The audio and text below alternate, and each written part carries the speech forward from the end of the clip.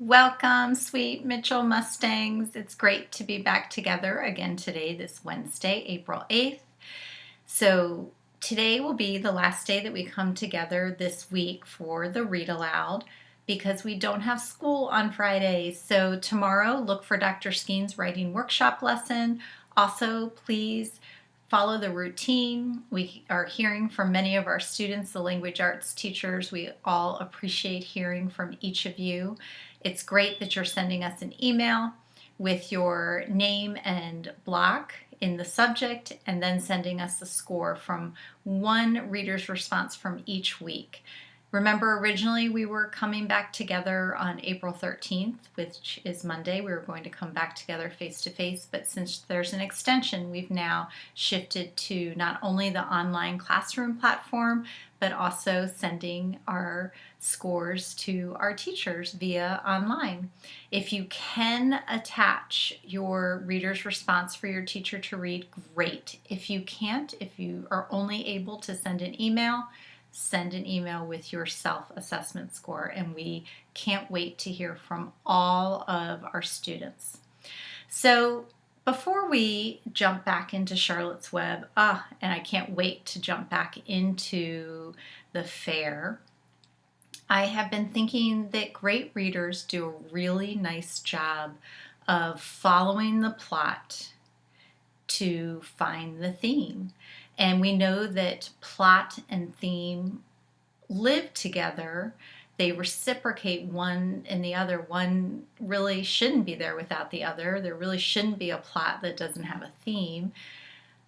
The plot entails everything that happens. It entails what the characters say and do. It's the story that we were talking about yesterday, how it's just so fun to read Charlotte's Web because of the way E.B. White has written this story. And even yesterday, I was thinking last night, oh my goodness, even though Wilbur's going to the fair, is he still going to be Christmas bacon? Did you catch that when we were reading yesterday? So that's part of the plot. The theme really is the message. It's what we think about and relate to our own lives many times. And definitely a theme that is strongly emerging inside of Charlotte's Web is friendship. That all the animals in the barn have become friends to Wilbur, helping him. Charlotte has been just the most magical. I remember that was a word that was used on the back of the book before we started reading. Magical friend to Wilbur. I am thinking about this theme of friendship, and I am wondering, will Wilbur reciprocate the things that Charlotte has done for him? Meaning Charlotte and all the animals, they're all chipping in, they're all doing wonderful things for Wilbur. And I'm wondering, is it enough for him to be a good friend back by just really being the adorable pig that gets all the attention? I do remember it said in one chapter that you would think that all of this attention would go to Wilbur's head, and it hasn't.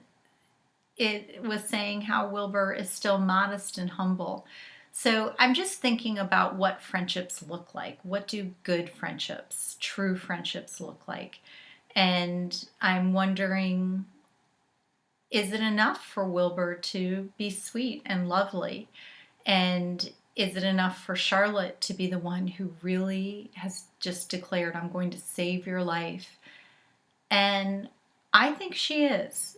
I'm wondering why she didn't want to go to the fair, why she wanted to stay back, but then she ended up going because she understood Wilbur needs her. So I really want to jump right back into the book today.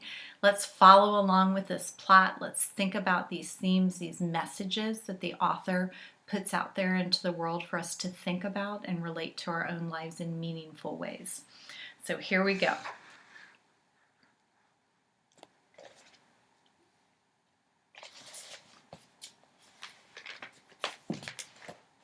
We're inside of chapter 17, Uncle. And if you go in those swings, said Mrs. Arable, you hang on tight. You hang on very tight, you hear me? And don't get lost, said Mrs. Zuckerman. And don't get dirty. Don't get overheated, said their mother. Watch out for pickpockets, cautioned their father. And don't cross the racetrack when the horses are coming, cried Mrs. Zuckerman. The children grabbed each other's hand and danced off in the direction of the merry-go-round toward the wonderful music and the wonderful adventure and the wonderful excitement into the wonderful midway where there would be no parents to guard them and guide them, and where they could be happy and free to do as they pleased. Mrs. Arable stood quietly and watched them go. Then she sighed. Then she blew her nose. Do you really think it's all right? She asked. Well, they've got to grow up sometime, said Mr. Arable, and a fair is a good place to start, I guess. While Wilbur was being unloaded and taken out of his crate and into his new pig pen, crowds gathered to watch.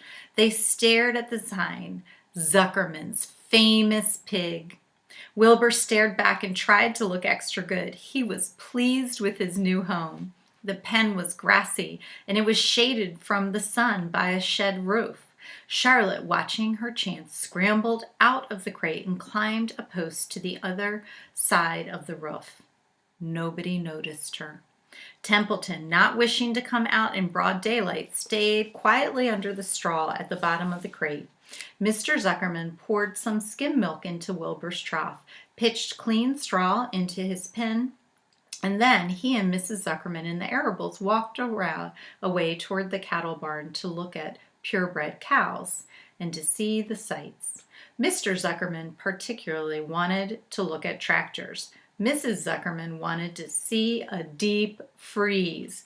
Lurvy wandered off by himself, hoping to meet friends and have some fun on the midway. As soon as the people were gone, Charlotte spoke to Wilbur. It's a good thing you can't see what I see, she said. What do you see? Asked Wilbur. There's a pig in the next pen, and he's enormous, I'm afraid. He's much bigger than you are. Maybe he's older than I am and has had more time to grow, suggested Wilbur. Tears began to come to his eyes. I'll drop down and have a closer look, Charlotte said. Then she crawled along a beam till she was directly over the next pen. She let herself down on a dragline until she hung in the air just in front of the big pig's snout. May I have your name? She asked politely. The pig stared at her. No name, he said in a big, hearty voice. Just call me Uncle. Very well, Uncle, replied Charlotte. What is the date of your birth? Are you a spring pig? Sure, I'm a spring pig, replied Uncle. What did you think I was, a spring chicken? Ha ha, that's a good one, eh, sister? Mildly funny, said Charlotte. I've heard funnier ones, though. Glad to have met you, and now I must be going.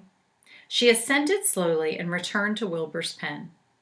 He claims he's a spring pig, reported Charlotte. And perhaps he is. One thing is certain, he has a most unattractive personality. He is too familiar, too noisy, and he cracks weak jokes. Also, he's not anywhere near as clean as you are, nor as pleasant. I took quite a dislike to him in our brief interview.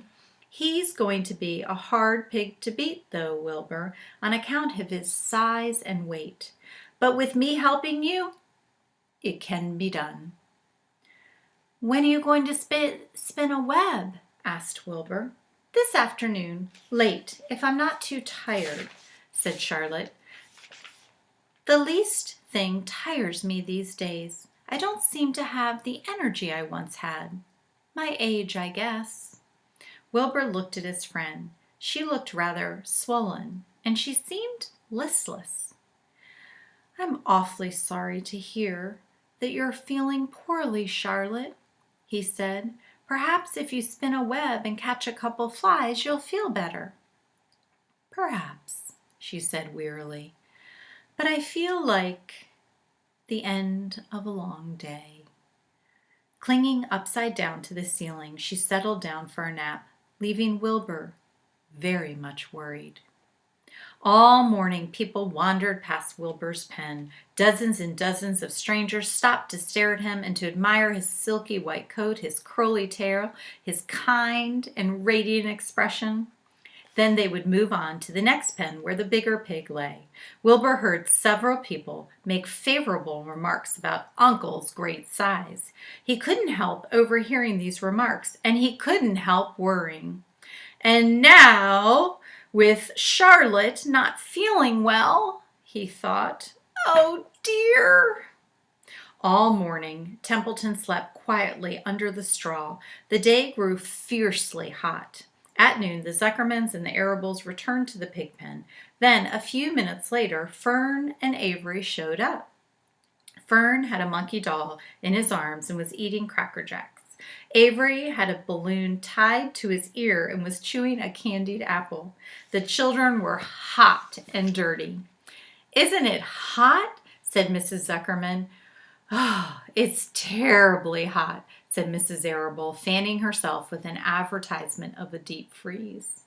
One by one, they climbed into the truck and opened lunch boxes. The sun beat down on everything. Nobody seemed hungry. When are the judges going to decide about Wilbur? Asked Mrs. Zuckerman. Not till tomorrow, said Mr. Zuckerman. Lurvy appeared carrying an Indian blanket that he had won. That's just what we need, said Avery. A blanket.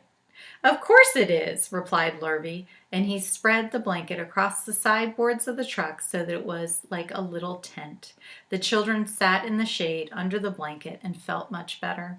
After lunch, they stretched out and fell asleep. The cool of the evening. In the cool of the evening, when shadows darkened the fairgrounds, Templeton crept from the crate and looked around. Wilbur lay asleep in the straw. Charlotte was building a web. Templeton's keen nose detected many fine smells in the air. The rat was hungry and thirsty.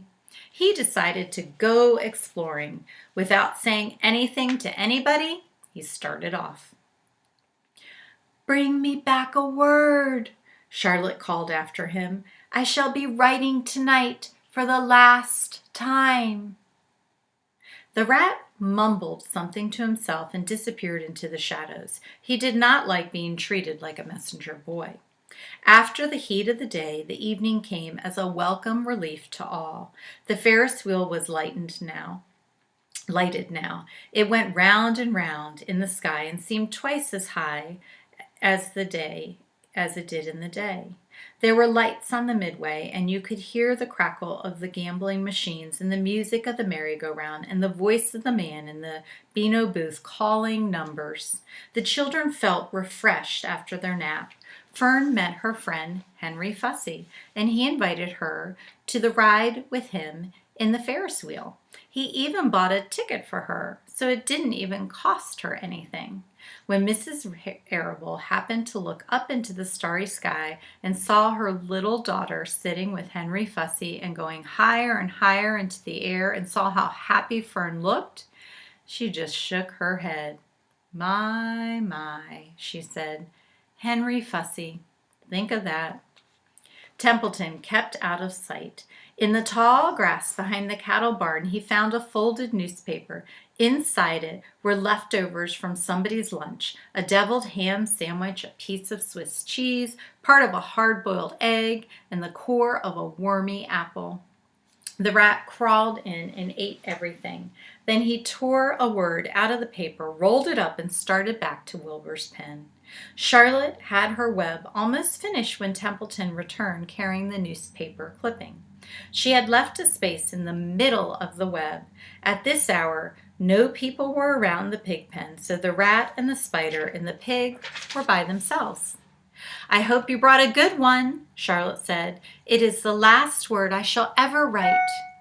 Here, said Templeton, unrolling the paper. What does it say? Asked Charlotte. You'll have to read it to me. It says, humble. replied the rat. Humble, said Charlotte. Humble has two meanings. It means not proud, and it means near the ground. That's Wilbur all over. He's not proud and he's near the ground. Well, I hope you're satisfied, sneered the rat. I'm not going to spend all my time fetching and carrying. I came to this fair to enjoy myself, not to deliver papers. You've been very helpful, Charlotte said. Run along if you want to see more of the fair. The rat grinned. I'm going to make a night of it, he said. The old sheep was right. This fair is a rat's paradise.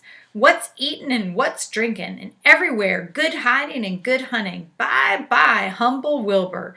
Fare thee well, Charlotte, you old schemer. This will be a night to remember in a rat's life. He vanished into the shadows. Charlotte went back to her work.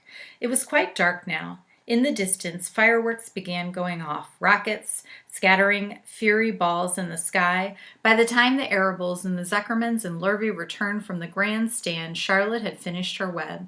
The word humble was woven neatly in the center. Nobody noticed it in the darkness. Everyone was tired and happy.